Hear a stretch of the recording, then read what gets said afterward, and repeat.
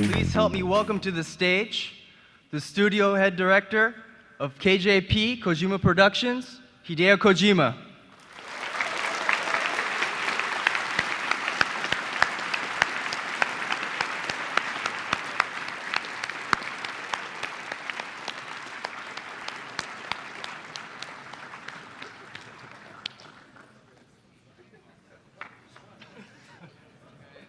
He might be lost, guys. Give it 1 second.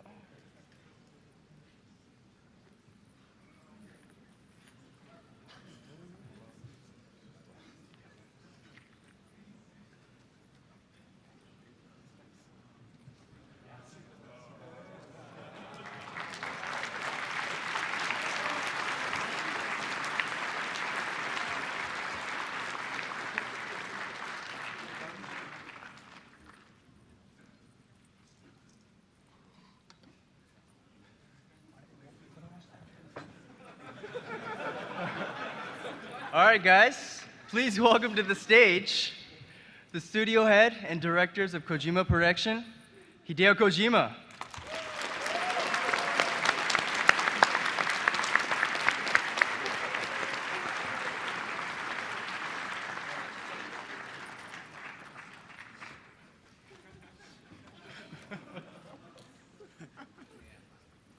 Hello, guys.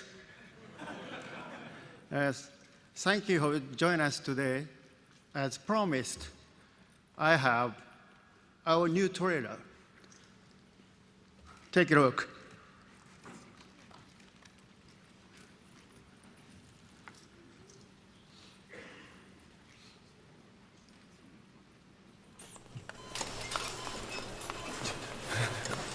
Don't you die on me, damn it! He is robbing! Intubate, now! Cardiac arrest, he's in VFib!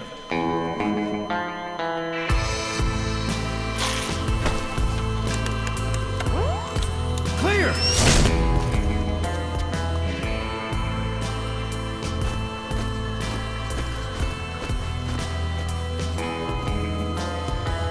No response, hit him again! Clear!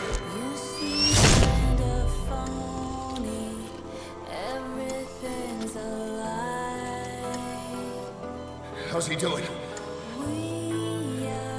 Well, he's stabilized, but it took too long. He's in a coma. What about him then?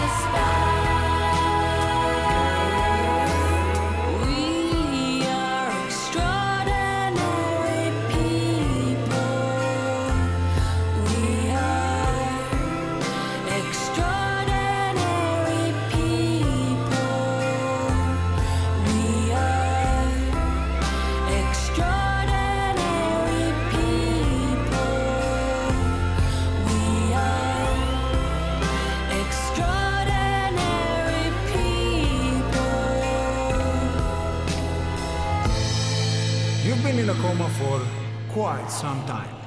Yes, I know. You would like to know how long. I'm afraid it's been 9 years.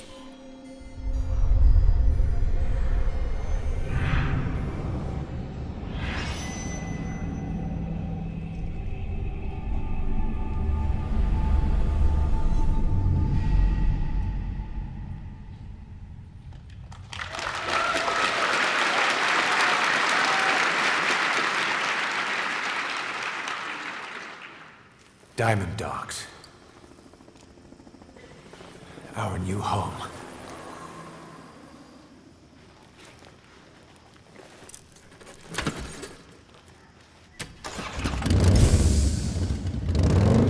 V has come through.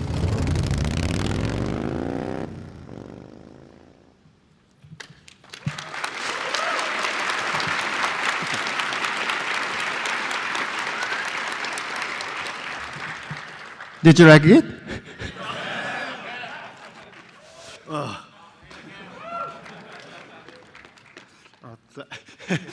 ここからは小島秀夫で、やらせていただき From ます。 here on out, I'll be presenting as Hideo Kojima. トレーラー見ていただいて分かったと思うんですけども、グラウンドゼロズとファントムペインはつながって、それでメタルギアソリッド5という大きなゲームになります。As you've seen in the trailer and probably understand now, the Phantom Pain and Metal Gear Solid Ground Zeroes put together is Metal Gear Solid 5. で先ほどの映像はすべて、実機映像です。 The trailer itself is all run real time. で今日は北西エンジンのプレゼンテーションなので、先ほどの映像が動いていることをこれからお見せしたいと思います。 And since today our session is about the Fox engine, I'd like to show you a little something that's actually moving in the engine. でメタルギアソリッド5はオープンワールドのゲームなんですけども、冒頭の、ファントムペインの冒頭のところは、チュートリアルなので、レールゲームになってます。レールというか、はい。 The Phantom Pain is an open world game, but in the beginning as an introduction and a tutorial, it's more of a rail game to understand the controls and the system overall. 9年間コーマ状態にあったスネークが目覚めて、病院が何者かに襲われてそこから脱出するというシーケンスをこれからちょっとやります。 The tutorial itself is a sequence where Snake wakes up from a coma from 9 years and is all of a sudden attacked by an unknown enemy, and he has to escape the hospital. で目覚めたばかりで全然体が動かないので、最初匍匐から入って中腰になってもたれかかって、自由に動けるようになるところまでのチュートリアルをこれから、やります。 So since he's been in a coma for 9 years, Snake has lost a lot of his movement capabilities. So you start off from crawling and then standing up, falling onto things to gather your composure, and that's the rail game that we were showing today. でPC の実機です。今からやります。 And everything's running on PC right now.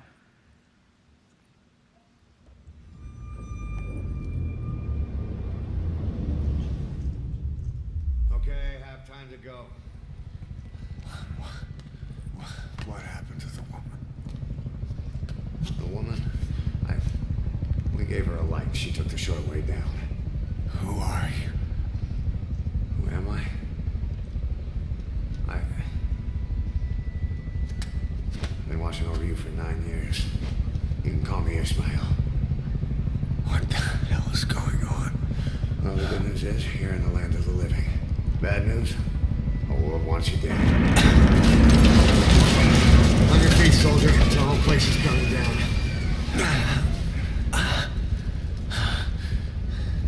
Need a little pick-me-up? Okay. Here. Nothing like a little digoxin to get you back in the game.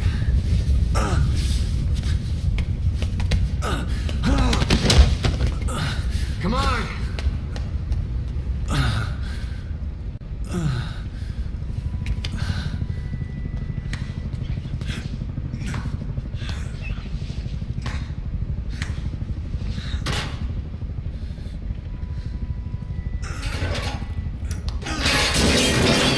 Drug's not working?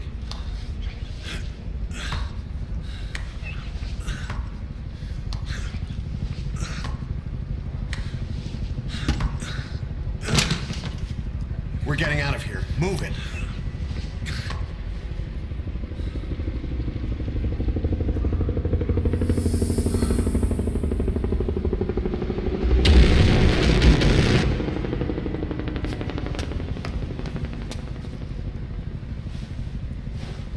Let's take the stairs.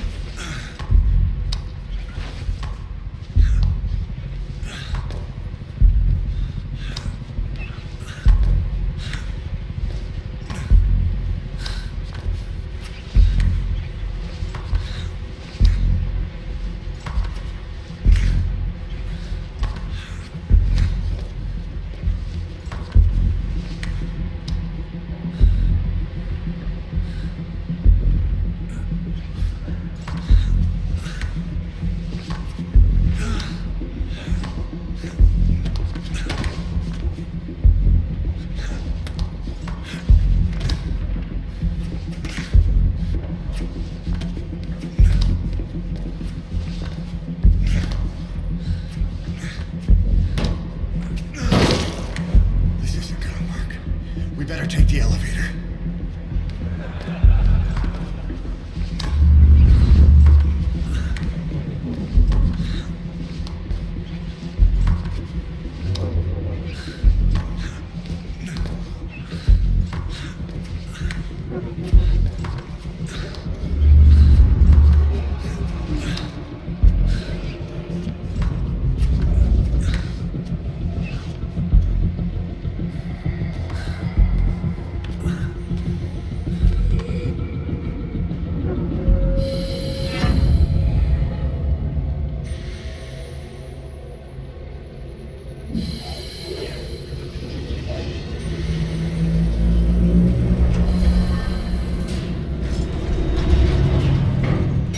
Something's coming.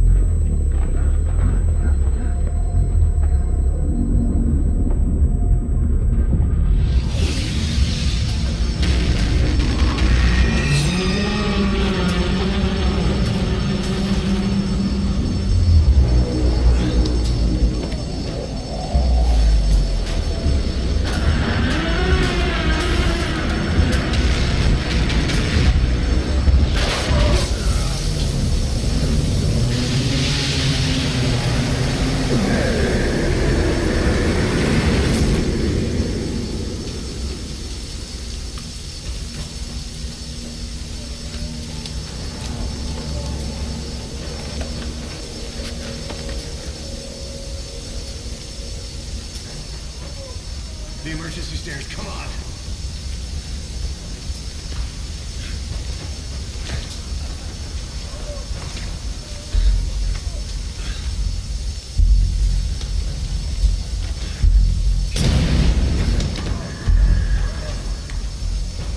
This way, hurry.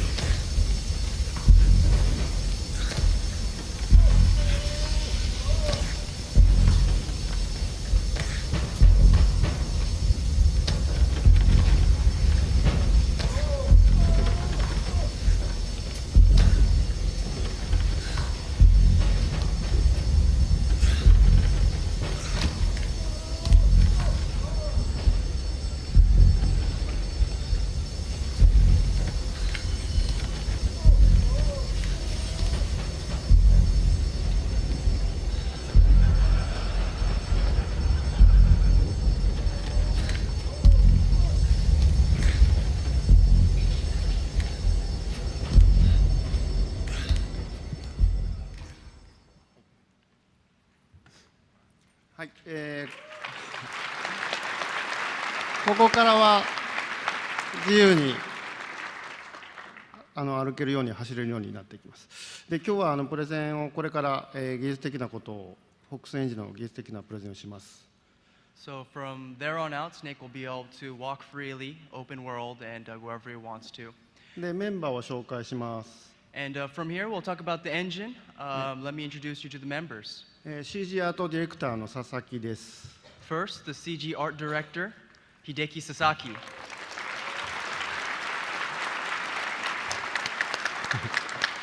はい、ライティングアーティストの鈴木です。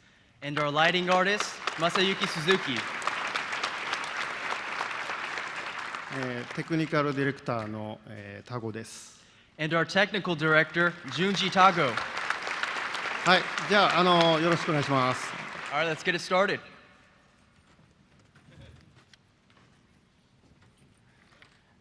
それでは始めたいと思います。セッションタイトルでは Welcome to the session, Photorealism Through the Eyes of a Fox, the core of Metal Gear Solid Ground Zeroes.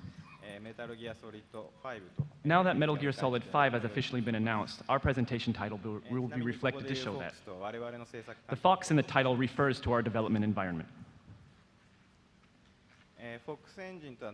Let me give a brief overview of what the Fox engine is. The Fox engine is the engine created in-house here at Kojima Productions. It contains the level editor, cutscene editor, effects, UI, sound, motion, and others. This is what we use to create our game. Because the Fox engine covers such a wide range, I unfortunately do not have time to touch on each aspect. I would like, however, to focus on the visuals. I will show you an overview of how we go about creating MGS5 using the Fox engine rather than each individual detail.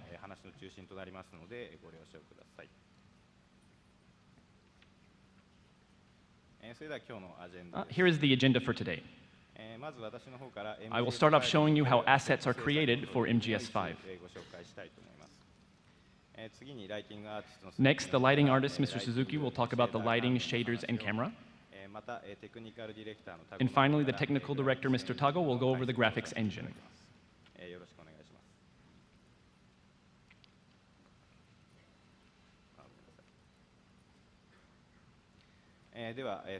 Well, let's jump right in. I will be covering how we go about creating assets. Does this picture look familiar? Some of you have probably seen it before. This is an actual photograph of our conference room here at Kojima Productions. On our Kojima Productions website, we've asked visitors which image was an actual photograph and which image was rendered in the Fox engine. Here, the image on the left is the photograph, the one on the right is rendered in Fox.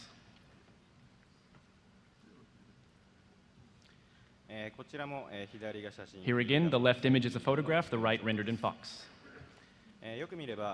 You can tell which is which quite easily by looking at the differences in the assets. But if you focus on the lighting, they become very hard to distinguish.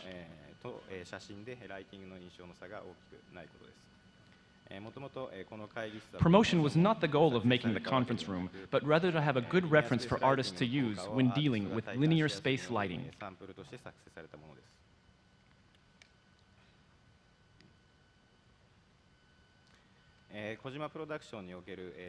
Linear workflow will be talked about more in the next talk by Mr. Suzuki, but it basically means rendering, taking into account your monitor's gamma.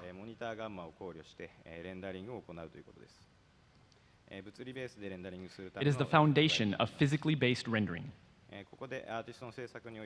When working in linear space, the most important and difficult problem we faced was the way to create diffuse maps.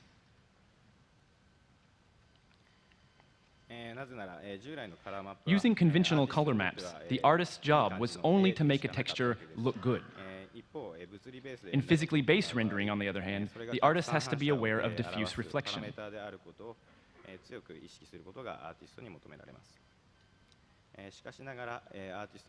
To make our texture references, we use a real-world camera and use the captured raw image without correction.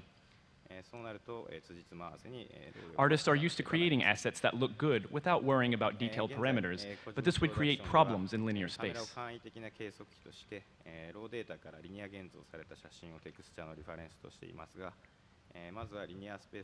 So in order to test if the results look natural in linear space lighting, we needed to create a reference model. This model is the conference room. Now I would like to show you the actual Fox engine in action. Please wait just a couple seconds.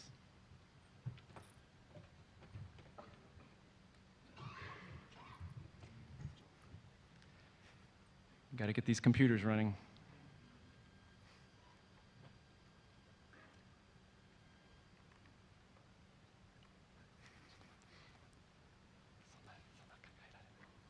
There it is.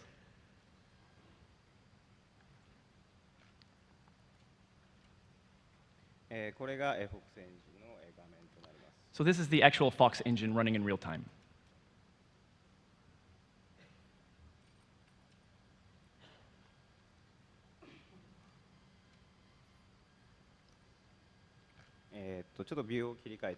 Here we're changing some of the view styles. That's the normal map. Here is the specular mask. And here's the roughness map. For the roughness, blacker is glossier, while whiter is more of a matte finish. And here's the diffuse albedo map.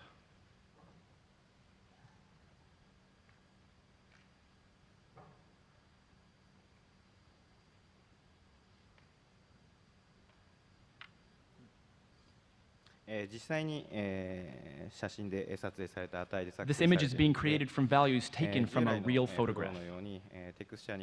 Unlike conventional workflows, textures do not have as much shading or detail applied to them.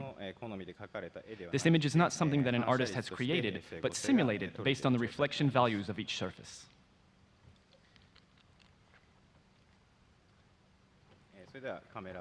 Well, let's move the camera around.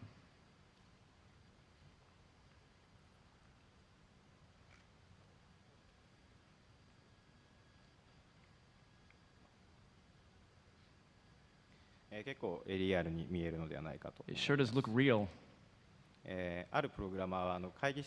While I was playing with the simulation back at the office, one of the programmers was looking over my shoulder watching me do this, and he thought we had security cameras set up in the conference room. I guess that's a testament to how real this really does look.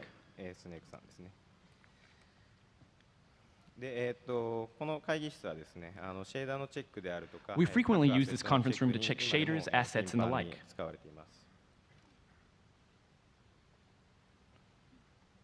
For example,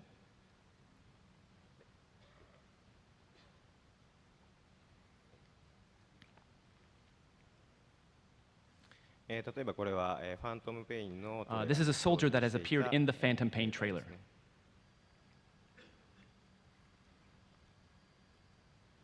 Some kid hanging out in the back.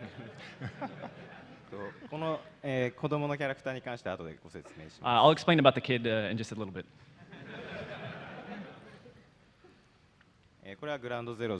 This is a soldier that appeared in the Ground Zeroes trailer. You can see that he looks a bit wet from the rain.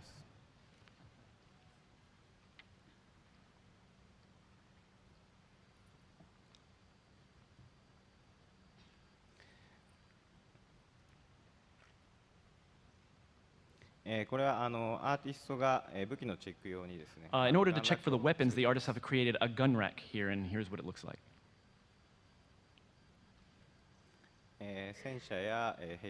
The tank and helicopter were also shown in the trailer as well.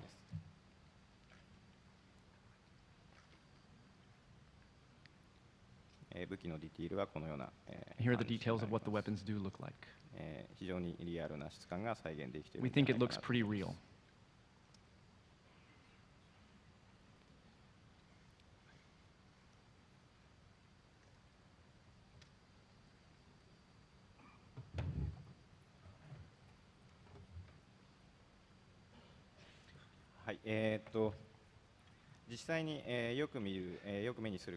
Because we have a real-looking environment, it is easy to spot things that do not look natural in our created assets. If we need to test what something looks like, we just take pictures of it and can quickly and easily contrast what that thing looks like in real life and what it looks like rendered in Fox. These images of cloth and leaves are from Look Development. The left image is rendered in Fox, the right is a real photograph. We sure do think it looks quite similar. The rendered image looks quite similar to the photograph. And the asset creators can check very easily for any inconsistencies when creating their assets. We are able to keep our textures looking like real life, even when using linear space lighting. Texture creation will be touched on by Mr. Suzuki in the next talk. Well, here's the kid I will touch on. I have talked about how we go about making our textures look real life, but what about our models?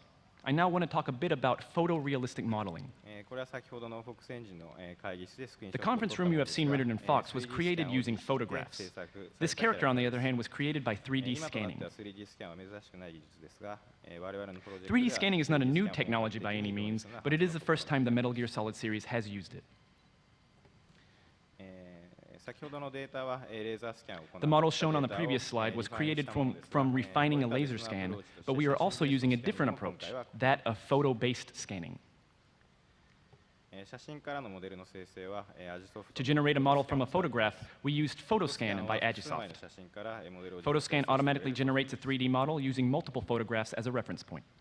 But PhotoScan is not just limited to models. It can also generate textures and camera data as well. There have been tools used in the past to generate a model from a photograph, but the quality and accuracy with which this is accomplished has increased dramatically in recent times. In order to make one important character for the game, we made a photoreal sculpture and scanned it.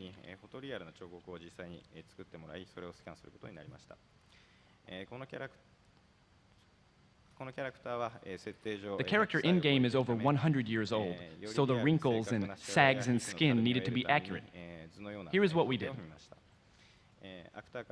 We constructed a clay mold from the actor, and then added special effects makeup to the mold to create the final character. Finally, we scanned in the finished mold and stuck the character back into the game. Here is this process in action. Here is the life cast of the model. The model on the right is the original life cast, and the one on the left is the clay press-out. As I said previously, we added special effects makeup to the character and scanned it in, but we also did a scan before adding the makeup as well. The person we requested to do the sculpting was Mr. Kazuhiro Tsuji. He is famous in the field of photoreal sculpting and has worked on many projects including The Curious Case of Benjamin Button and Looper. Unfortunately, we are unable to show you what the finished character does look like. We can, however, show you the scan of the clay model before the addition of the special effects makeup.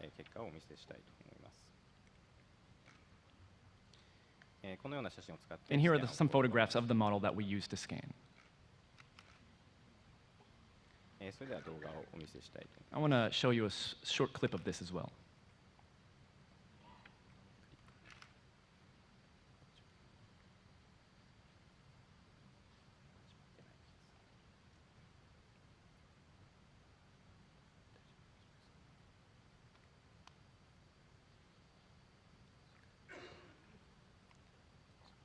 Sometimes movies don't play. There it goes.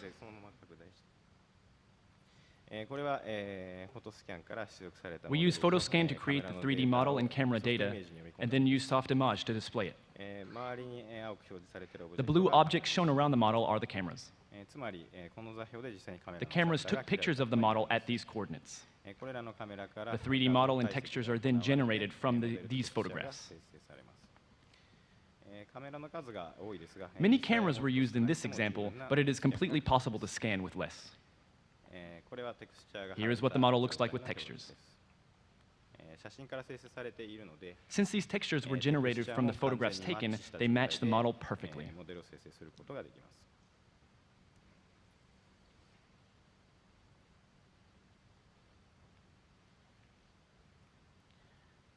これはワイヤーフレー And ム here is the を表 wireframe. 示させたところです。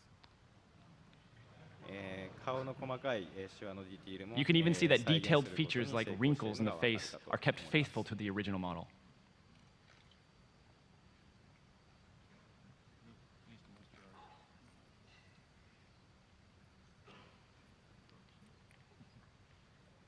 左が写真、右がスキャン。 On the left is a photograph of the sculpture, on the right is the image of the 3D scan model. You can see how accurate the scan model is. There is virtually no difference when compared to the 写真 photograph. と比べてもズレがほとんどありません。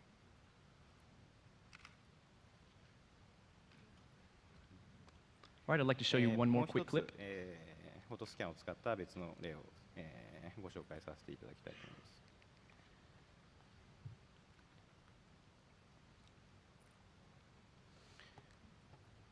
これは背景のアセットにも This is an example of how an environmental asset is scanned in PhotoScan.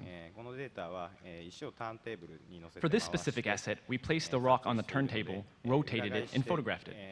全方向で旗の We then flipped it over and did the same to get a scan of the rock from all angles. また写真ベースのスキャニングは One advantage of doing photo-based scanning is that it creates camera data. You can put the camera data as an FBX file into a 3D tool and can easily modify the textures from the given camera projection. For example, when using the camera data in Mudbox and setting the stencil, we can paint the texture onto the model, matching it exactly. PhotoScan can automatically generate textures, and in recent versions, it actually looks pretty good. So if you want to modify a small part of a certain texture, it is possible and quite easy to do.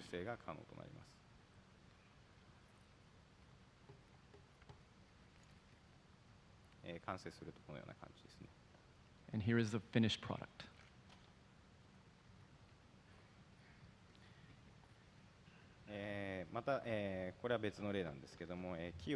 For another example, here is a scan of a tree trunk. Of course, we can use the scan as is, but we can also extract the height map and use it as a brush in ZBrush or Mudbox.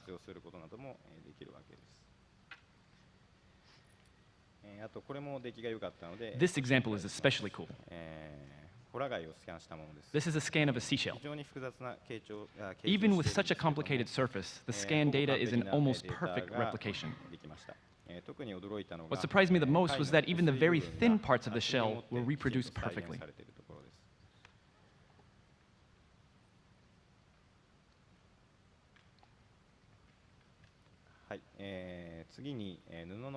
Next, cloth modeling. For character clothing and environmental cloth assets, we used Marvelous Designer.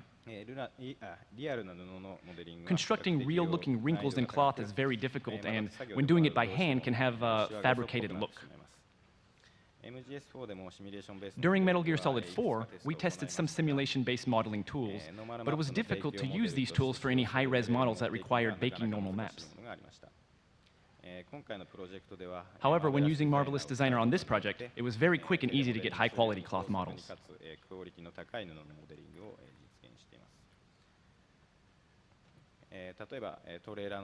In the final scene in the trailer, Snake's stitching on his shoulders was done completely in Marvelous Designer. No one had to touch it up by hand, and it sure did turn out pretty well, we think.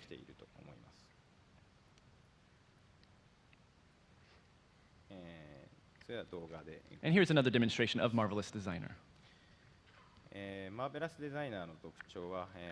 It is incredibly simple in Marvelous Designer to set up a specific pattern to get a high-quality result. Just by setting a pattern and generating the model, the time saved for a modeler is enormous.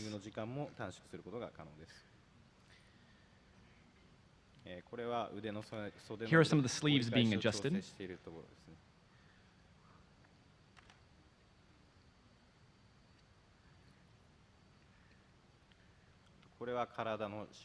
And here are some wrinkles on his jacket being adjusted. One big advantage is being able to adjust by hand the simulated result.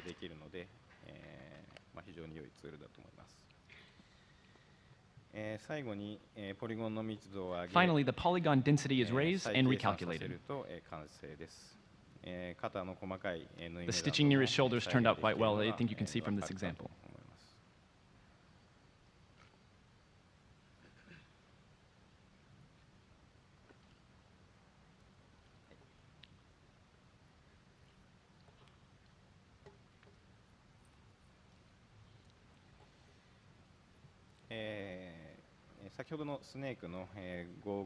Snake's goggles and gloves were both generated in the same way.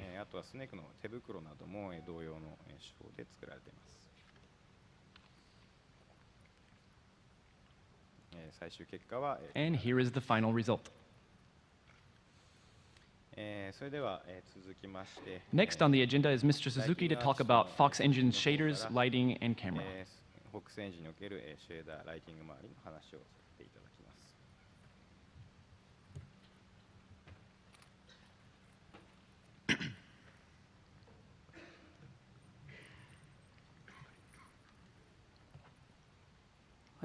All right, thank you.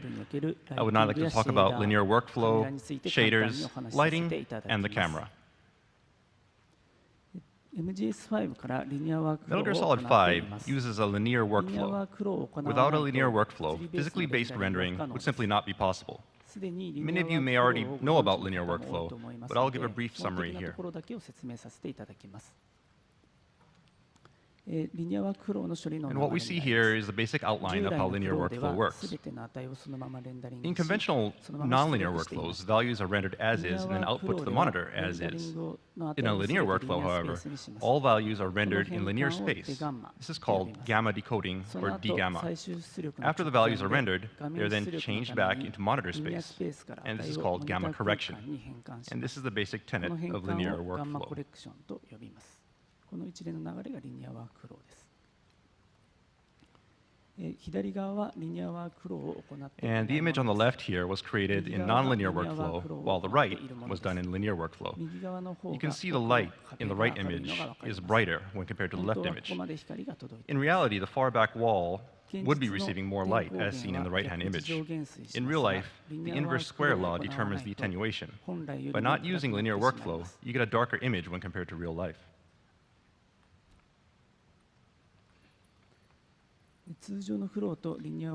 And this example shows both nonlinear workflow and linear workflow, showing an addition of brightness by a factor of 0.1.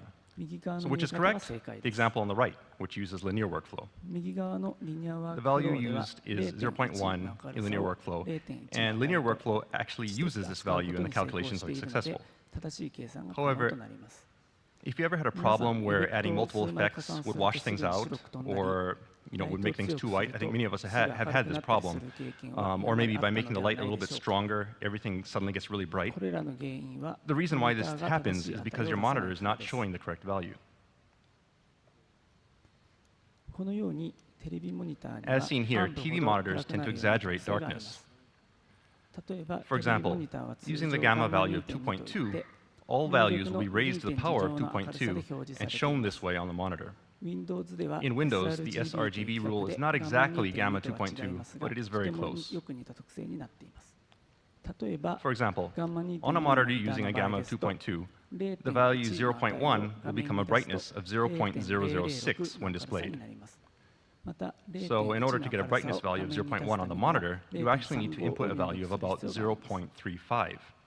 Using linear workflow allows rendering using the correct values, and this is necessary for creating lights and textures using physically based values. Okay then, next I'd like to give a simple introduction to the way diffuse albedo textures are created at Kojima Productions. We use a photography room as pictured here in order to photograph our textures. Modern cameras have image sensors that can capture images linearly. And in addition, we use a camera that supports raw image format and use care to preserve linearity when developing the image by eliminating any unnecessary tone curves. That way we can preserve linearity upon developing the image.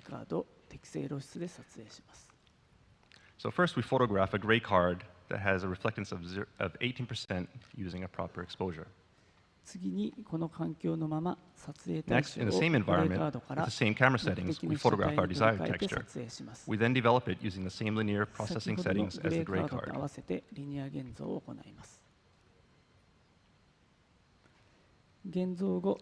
After developing, we further tweak the values that the RGB value of the gray card represents a brightness of 18%. In this case, with a gamma of 2.2, the RGB values fall within the 117 or 255 range. The same adjustments are applied to the desired texture. Using this technique, you're able to get a photograph with the correct tone values.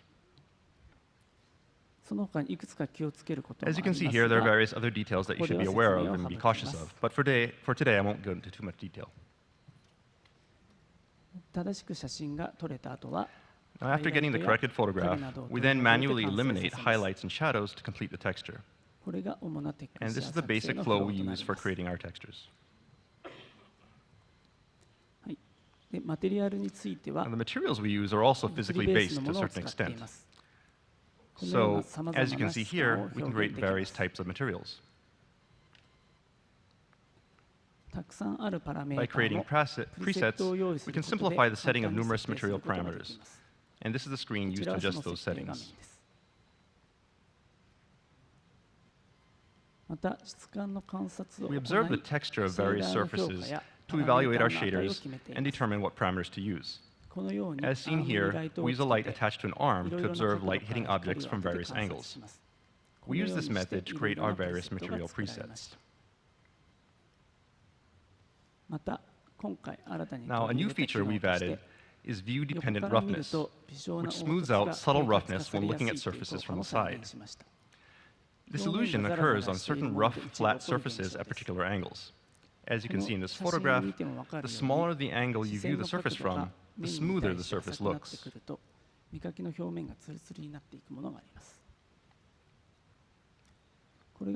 And this is an example of the effect simulated in Fox.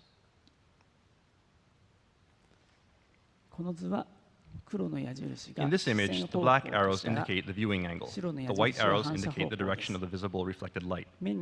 If you view a surface head-on as seen in the top image, the reflected light becomes disrupted. However, as the viewing angle and the direction of reflected light align, the occluded vectors are not seen by the viewer. Therefore, as the viewing angle becomes closer to horizontal, disruptions in the reflected light become less apparent. Also, due to the Fresnel effect, horizontal reflections are emphasized, enhancing the smoothing effect.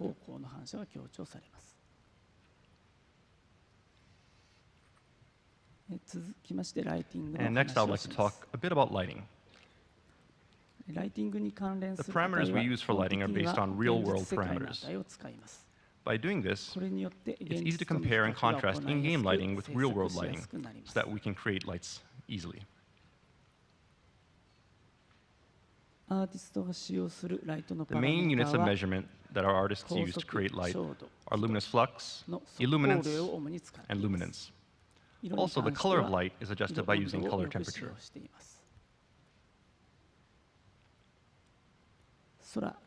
Illuminance is used for the sky and sun. Luminous flux is used for artificial lights and flame. And luminance is used for monitors and other self-emitting models. Light attenuation is simulated by using physically based techniques. Therefore, when using a point light source, physically based attenuation is calculated using inverse square attenuation. This is made possible only because we're using LWF. Also, spotlights, etc., are placed like their real-world counterparts. The more narrow the light, the brighter it gets.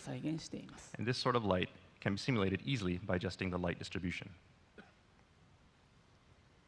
Ambient lighting is used to replicate bounced light. The value of bounced light varies depending on the direction, and we set many of them within the space. Here's an example of ambient light placement.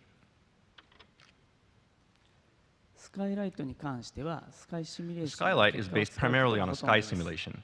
This contributes to the ambient light. And here's an example of what the passage of time looks like. This is what it would look like during morning. 夕方はこのような And 感 this じ is で evening. す。夜はこのよう And な this would 感 be じ night. となります。またこのような空 The 気の scattering スキャ effect ッ of タ the リング効果 atmosphere は is also very とても重 important, 要なので、 and this has been ここで再現 replicated して in the いま engine. す。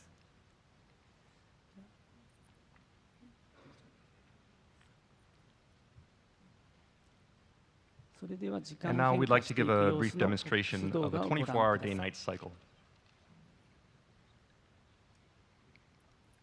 カメラのパラメータ Camera や parameters カ and ラー color コレクショ correction ン for な each どは phase of the day is set to 各時 specific 間ご key との values. 値を For 示 example, しています。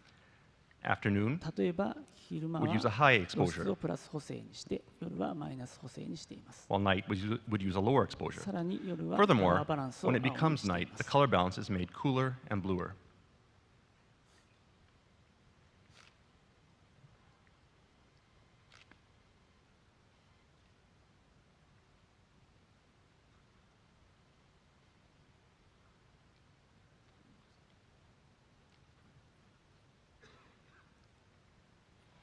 And また自動露出補正に関しては And the 少し auto exposure 工夫し used てい in て Fox ラ has イ been ティング adjusted 成 to 分 only だけで行 focus う on というこ lighting. とをしました。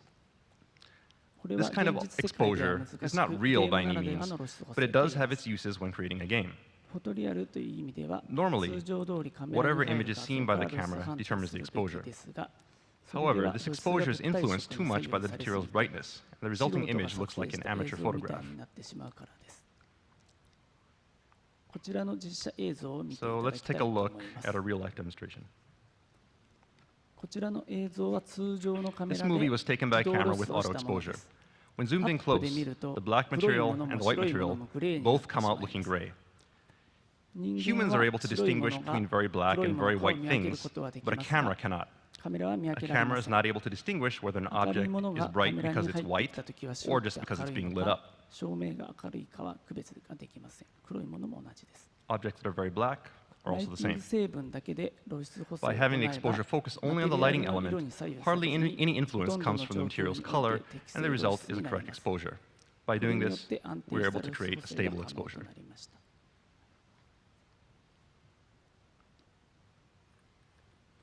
カメラに関しても The 基本 game 的に camera は is 実 set 際 with と同じパラ parameters メー that タ a を使っています。 real-world camera uses, such as 露出、 exposure, 焦 focal 点 length, 距離、 shutter シャ speed, ッター速度、絞 aperture, りなどで and す。 so on. シャッター Shutter 速度は speed モーション influences ブラーに motion 影響 blur, し、 and 絞りは aperture 社会 influences シートに depth 影 of 響し field. ます。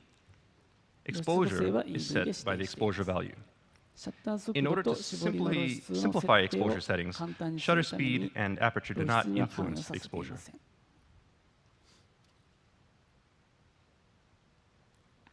他にも基本的な機能はあ Other ります。 basic features exist as well. ブルーム、 For example, Blur, motion blur, depth of bloom, field, depth of field, exposure, effective temperature, focal length, and others. 実光焦点距 We 離は started 今 using 回から取り effective 入れまし focal た。 length for the first time on this project. この画像は被写界 These images シー show ト from ブ the ラ top left, フレアカ the ラー top コレ left, クションの画 depth 像 of となり field, ます。 motion blur, カラーコレ flare, クションは and color 3D ル correction. ックアップテーブル When を using 使うこ color ともありま correction, す。 we use a 3D lookup table. 実光焦点距離ですが、 And now, as you can こ see の here, 画像が depending on the where the この camera's ように focus is, the focal 変わり length ます。 changes. これがこう変わりま So you す。 can see it changing focus here. このようにピント操 In 作 other によっ words, て実際の the 焦 field 点 of 距 view 離が changes. 変わります。そのため画角が変わることになります。こちらは実 And 光焦点距 here 離の we 変 have 化 an の画像 example となります。 of a movie with the focal length changing in real life. これが実写映像です。 So this is an actual movie of real life footage.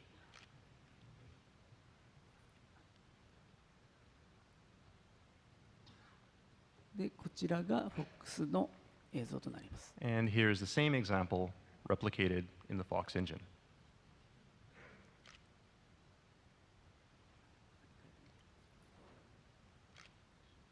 はい、この後はタゴの方から All right, and that concludes this Yoga section of the presentation. Now I'd like to hand the mic over to Junji Tago, who will talk about our graphics engine.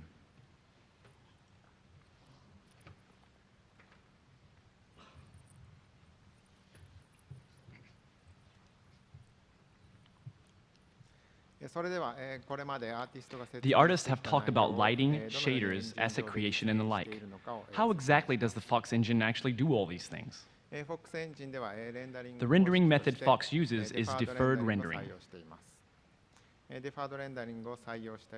One reason for using deferred rendering is that we wanted to be able to support a large number of lights.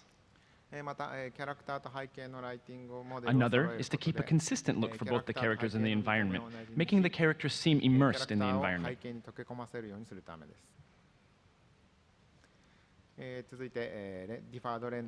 Here are the steps taken in deferred rendering by the Fox engine.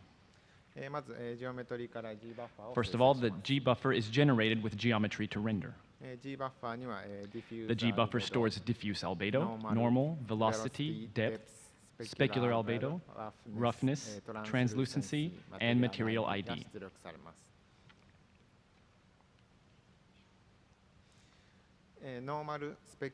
The lighting is based on the normal, specular albedo, roughness, translucency, and material ID. The kinds of lights that are supported in Fox are sunlight, ambient lights, point lights, and spotlights. The ambient light is used as light and stored to the light accumulation buffer. Diffuse and specular are stored separately in the light accumulation buffer.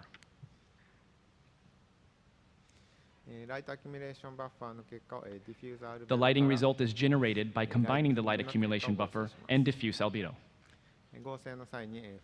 Fog is then combined with the lighting result. Finally, in post-processing, motion blur, depth of field, tone mapping, and so on are calculated and used in the final output.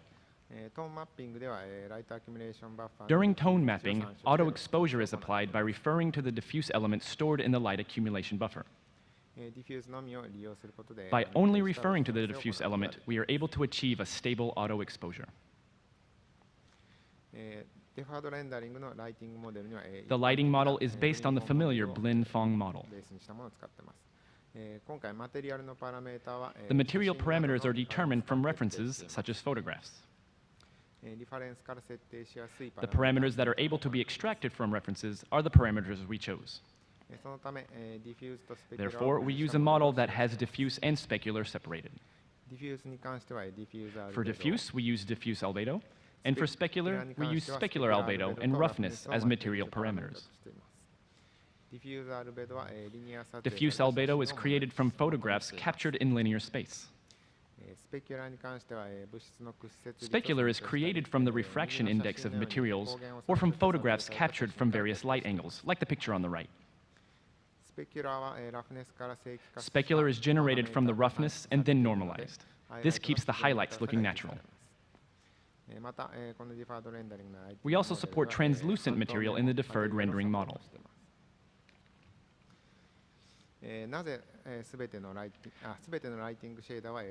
All lighting shaders have support for translucency. The reason why we support translucency in our lighting model is because characters play an important role in our games. Also, subsurface scattering is aggressively approximated, evading a potential bottleneck. This approximation is inspired by half-Lambert shading. Some examples that translucency is used for are skin, hair, cloth, and vegetation. And here is an example of skin using translucency. This is with translucency off and with it on. You can see the softness of the shadows near his nose. So off and on. Here's an example using hair. This image is with translucency off and with it on. You can see how the light is shown through the hair. So off and on. In deferred rendering, the number of material parameters stored in the G buffer is limited. In order to overcome this limitation, we write the material ID to the G buffer, and during lighting, the parameter texture is then referenced from the material ID. For each unique material, the parameters hold different values. The stored parameters are ones related to Fresnel and translucency and specular color. In the figure shown, all models are the same, but each has a different material ID. Only by changing the material ID, we are able to change the type of metal the object is. Since specular color is also stored to the material texture, the colored specular particular to the metal is shown.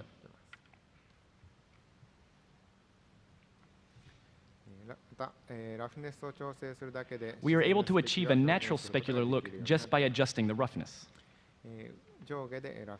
The images on the top and bottom have the same material ID, but different roughness. The guns on the top are glossy, and the ones on the bottom have a matte surface.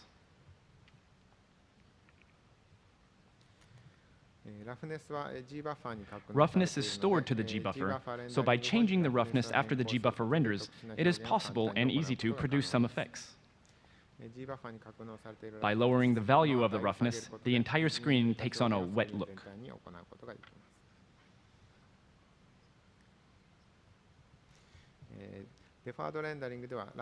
Using deferred rendering does pose one big problem. It only supports a single lighting model. In order to produce various shaders, we have to tweak the value of the G-buffer. Some shaders that have tweaked values are eyes, anisotropic specular surfaces, and view-dependent roughness.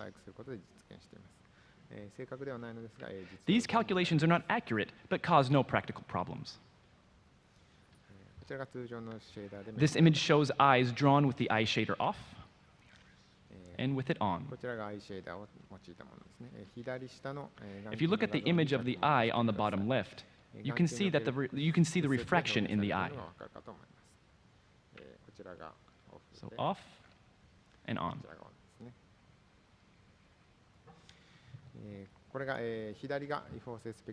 The left image here has anisotropic specular disabled, while the center and right images have anisotropic specular enabled.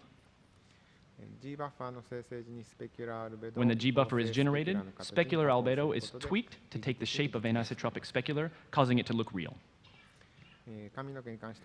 This method is a practical way of achieving this look.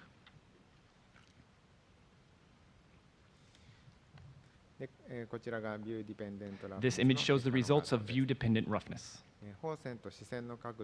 By changing the roughness value depending on the angle between the view and normal vectors, the specular value is sharper the more parallel the view vector is to the surface. Here is an image of the roughness value stored in the G-buffer. Looking at the wall on the right, you can see how the roughness gets darker the further back you look.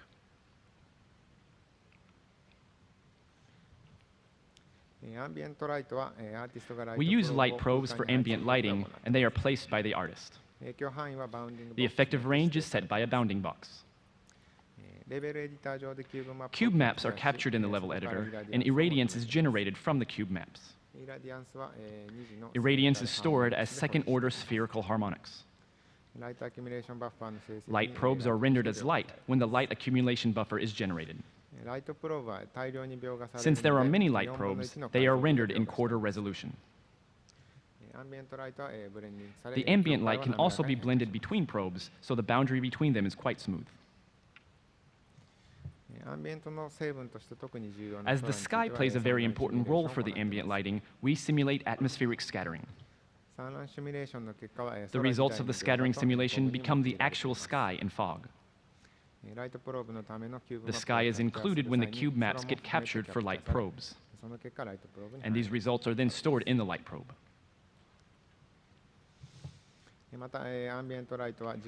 Ambient light supports the day-night cycle. Light probes exist for major transition points in a 24-hour day. The values between these points are interpolated. Ambient light also supports the weather cycle. Light probes exist for each major weather condition. The weather is represented as a one-dimensional parameter from sunny to cloudy to rainy to stormy. The values between weather conditions are also interpolated.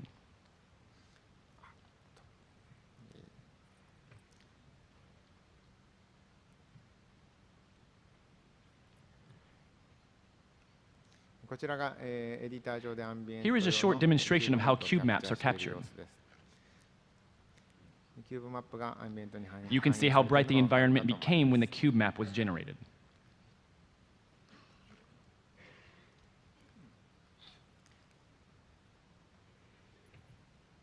The trailer we released last year of Ground Zeroes took place at night and in the rain. Here is a demonstration of the same trailer, but taking place during the day and sunny.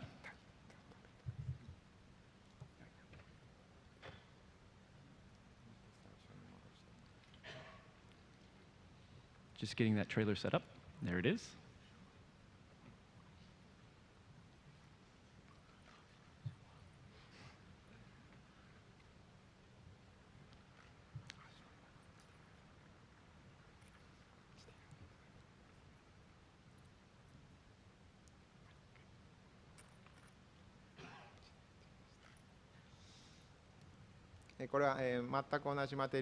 All the materials used have not been changed, only the light. Since the material parameters are correct, the visuals do not break down even when the light is changed.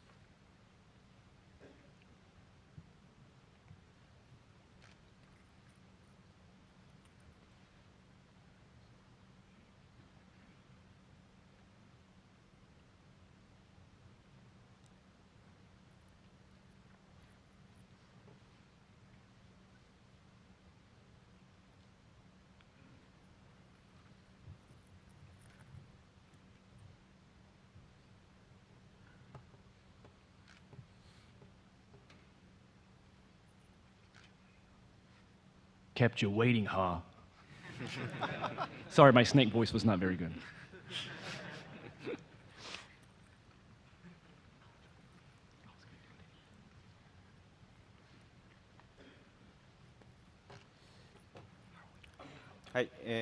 All right. Up to this point, our presentation has focused on the digital or technical aspects of game creation. But I'd like to shift gears a bit and turn our focus back to the analog or real world. To get physically accurate assets, artists need to observe and have a knowledge of our actual physical world. We need to know things about lighting, cameras, surface textures, and how they are represented. Even in simply capturing textures or models, artists need a thorough understanding of the input devices used.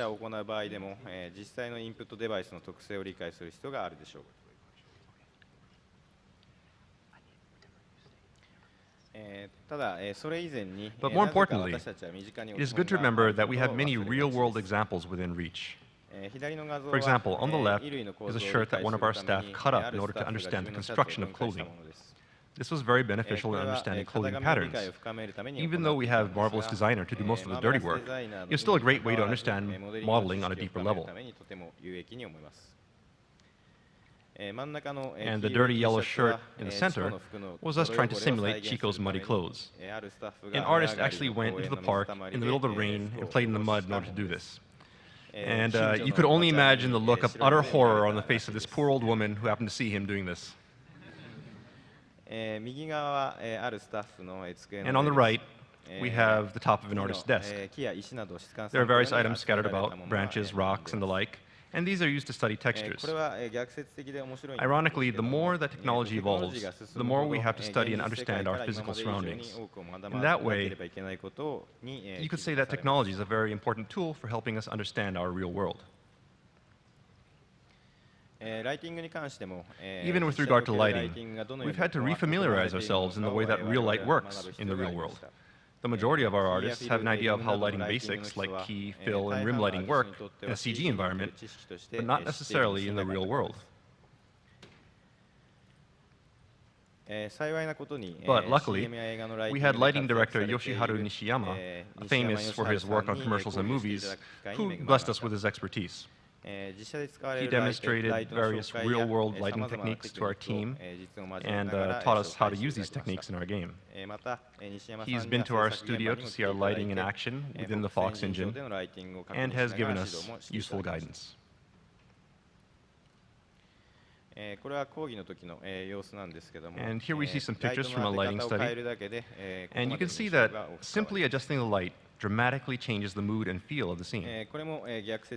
As mentioned previously, it's interesting how advancements in game lighting have necessitated a deeper understanding of how real-life lighting, materials, and reflectance works.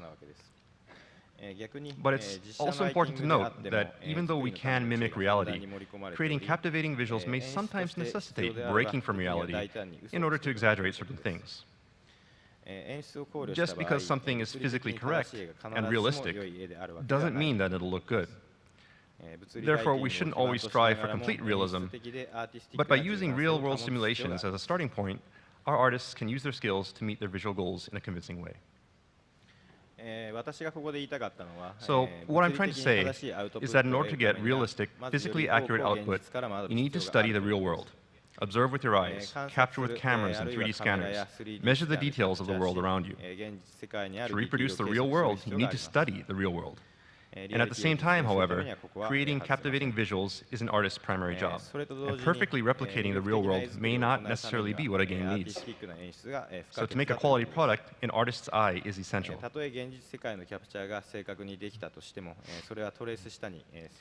Simply reproducing reality would only be a traced image. So basically, yes, you really need an artist's eye in order to do something great.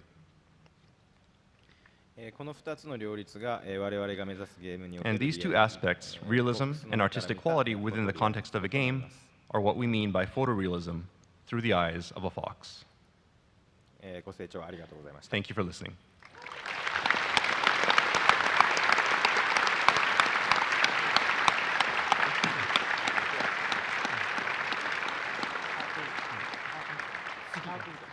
But wait, there's more. Everyone, please welcome the studio head of Kojima Productions' LA studio, Tom Sekine.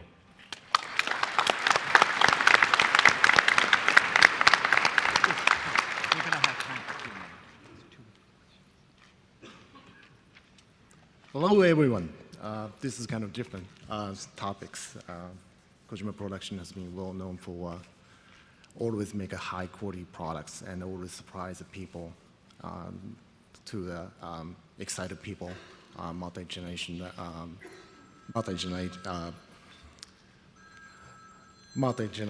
all those like parents and kids and my generation. Anyway, there was talk about Kojima Production has been built in the Los Angeles area, and as you've seen, all those recruitment advertisements showing in our website and also Gamma Sutras. However, this is, as of today, it is official, and our studio is really building Los Angeles area, and this is our new logo. Red Fox was born from the fox.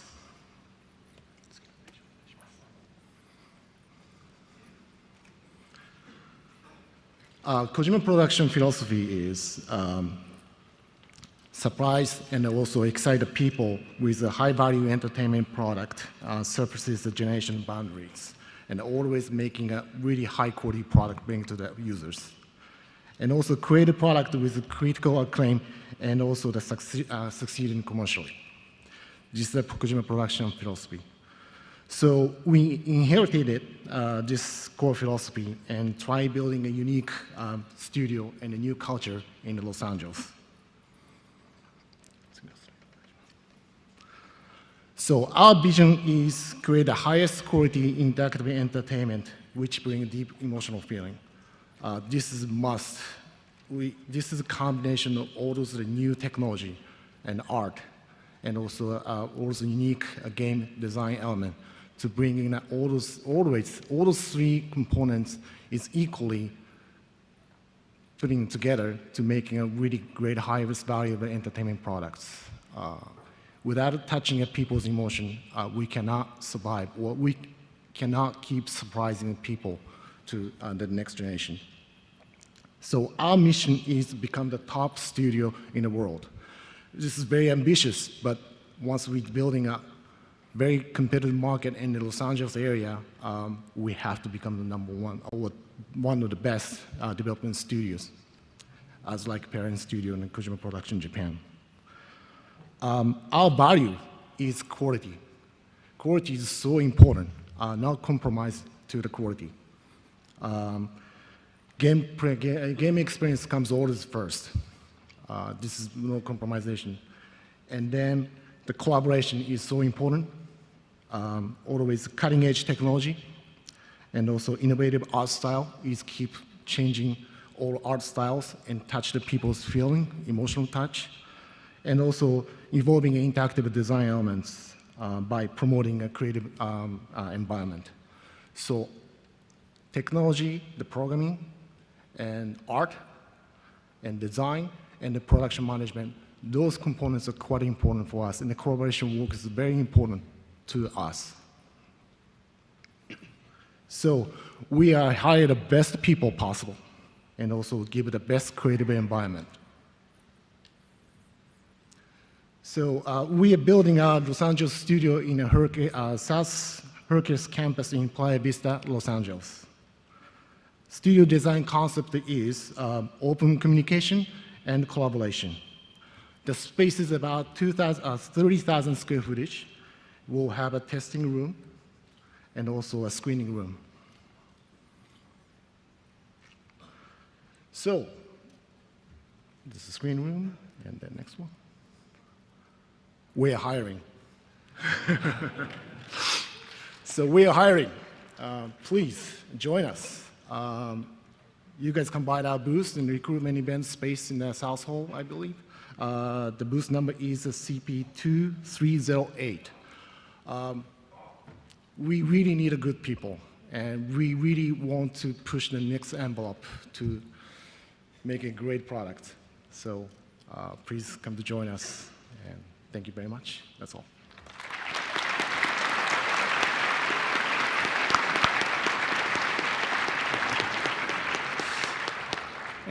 Moby Dick スタジオでは募集してませんので。Unfortunately, we're not recruiting at Moby Dick Studios. 以上で FOX エンジンのプレゼンテーション終わります。長い間ありがとうございました。This concludes our session for the Fox Engine.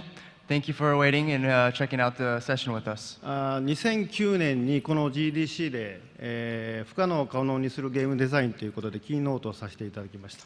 In 2009, I gave a keynote speech titled Solid Game Design, Making the Impossible Possible. Maybe some of our guests today attended or listened to the presentation. ご覧になった方もいると思いますが、覚えていらっしゃるでしょうか。And maybe you have checked it out that time too. その時に言ったことはですね、これまでのゲームデザインというかゲーム作りはですね、不可能を可能にする不可能の壁というのをいかに超えるかというその手法を、紹介しました。And at the keynote, I presented the fact how to make sure that technology is moving forward and how to make the idea move alongside the point where the advancement of technology and hardware is used as a ladder to make the impossible possible. 不可能の壁を、プラットフォームの地面の上にアイデア、ゲームデザインというはしごを立てて、それでこれまで進化をしてきたということを、紹介しました。I stated that I used an idea on top of a platform to make sure that we rose above with a good game design and moved from there. で、当時今後はそうじゃなくて、欧米型の、技術を使ってさらに技術のはしごをかけてそのはしごの上にゲームデザインのはしごをかけることでより高度なゲームを作るという宣言をしました。And finally, I mentioned we would use the advancement in technology from the West to further elevate ourselves as well. で、あれから4年経ちましたけど、ようやくその技術のはしごをたる FOX エンジンが完成しましたので、今後はそういうゲーム作りに、転換していきたいと思っています。It's been 4 years since that day, and I believe we have built that ladder we call the Fox Engine. ゲームデザインで不可能を可能にするんではなくて、技術で不可能を可能にした上でゲームデザインを上に乗せてより面白い、より高みのゲームを目指していきたいと思っています。From here on out, we will make the impossible possible using game design only. We'll make the impossible possible with technology, and then add on good ideas using good sense to formulate solid game design. で、そしてテクノロジーだけじゃなくて、すごく歴史があります。映画とか小説のストーリーテリングとか演出手法とかを、取り込みながらゲームならではの新しいエンターテインメントをこれからも目指していきたいと思います。And on top of that, not just technology, but we would like to incorporate storytelling ideas and anything that would really work with games from the filming industry and novels as well, and take that and move forward and elevate ourselves that way too. なぜなら我々が作っているゲームというのはエピックメタルギアソリッドではなくてメタルギアソリッドだからです。And we take in these things because we're not epic Metal Gear Solid. It's because we're Metal Gear Solid. 先ほど紹介ありましたけども、人事ブースで人材募集のコーナーがありますので、ホックスエンジンを作りたい方、それから我々と一緒にメタルギアソリッドを作りたい方は、ぜひお待ちしておりますのでよろしくお願いします。Oh, and I also forgot to mention that we're hiring as well. Please come by if you want to help us make a new MGS on Fox Engine. Thank you for coming to this conference. Thank you. Thank you so much.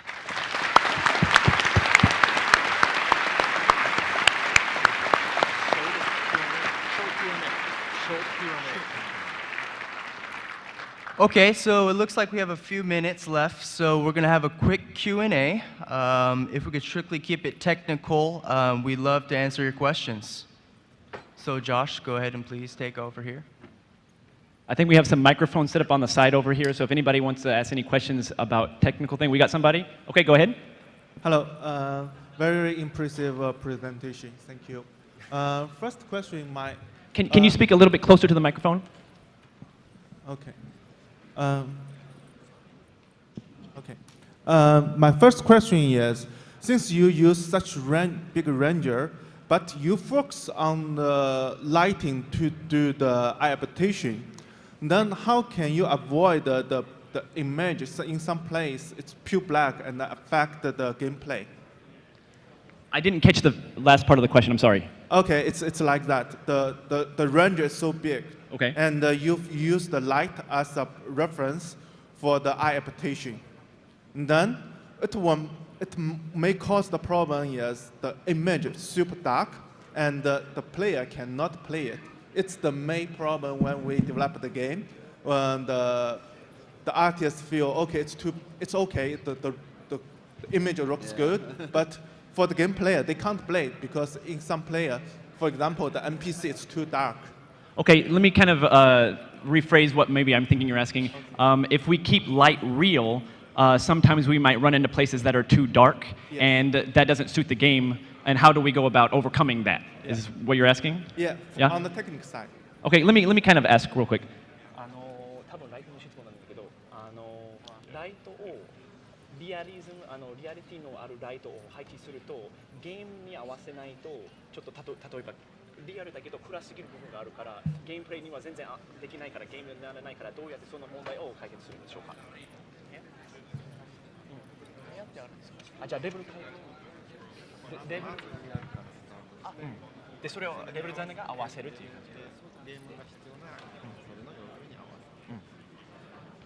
For these kinds of places where the light is too dark in some areas, we usually talk to the level designers or the game designers who are creating those levels to make the stage fit with that lighting style. And it's kind of a back and forth between the lighting designer and the level artist or the level designer to get a good level to show. Does that answer your question? Okay, I understand. Thank you. The second question is. Okay. No. Okay. Okay. I'm sorry. Sorry about that. No. Over here. Yeah. Yeah. First of all, congratulations on the Fox engine. It looks really much. good. And the second question is, Photoscan looks really cool, but how much detail you have to sacrifice when you make that model, which is hundreds of thousands of polygons, into an actually in-game asset? Okay, I understand. Let me go ahead and repeat the question if anybody. Sure. He's asking, when generating a model in Photoscan, it comes with tons of polygons. How much detail do we have to sacrifice when actually getting it in the game? Yeah. Exactly.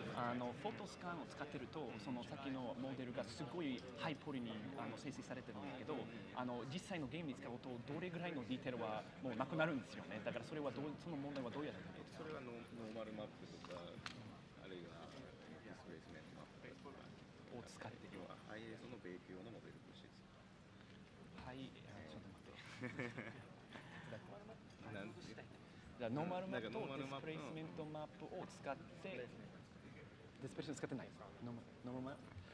We use a normal map in order and bake the normal map in order to overcome this limitation.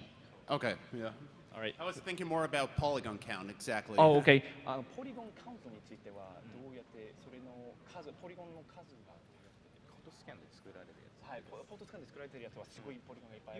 You mean for scan model or actual game model?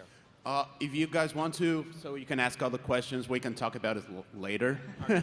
All right, that's okay. We'll probably catch you later then. All right, cool. All right, thank you. Thank you, thank you. I think we have time for maybe one more, if that's okay. I think we got some people lined up, but go ahead. Just have a really quick question. Okay, go ahead. About the actual deferred rendering. Can you speak a little bit closer into the microphone? I noticed you have a lot of different buffers for your G buffer. How are you actually packing those before you send those to the graphics card?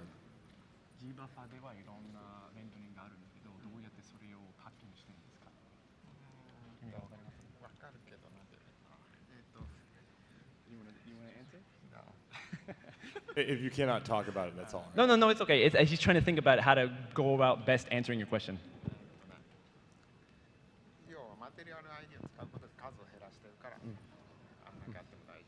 Well, first of all, we have the material ID, and that we put a lot of parameters into the material ID, so that takes away a lot of those other rendering, makes the rendering pipeline a little bit simpler.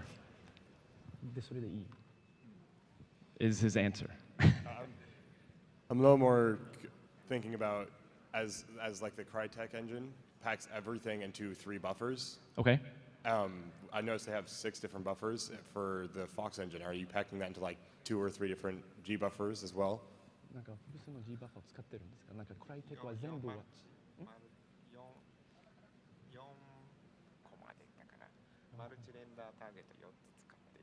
We are using 4 multi-render targets, is what he's saying.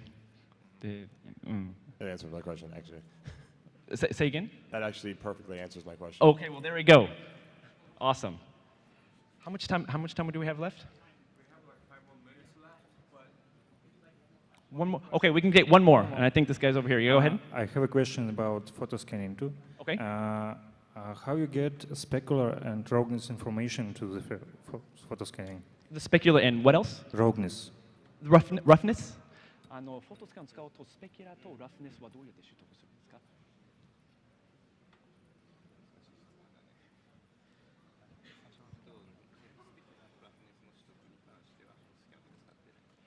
We do not use photo scan for getting the specular and roughness.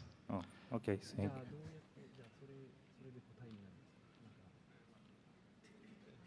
That's as much as we're going to say. So we don't. So it's difficult to get the specular and roughness from photoscan, so we don't use photoscan for that purpose. Okay.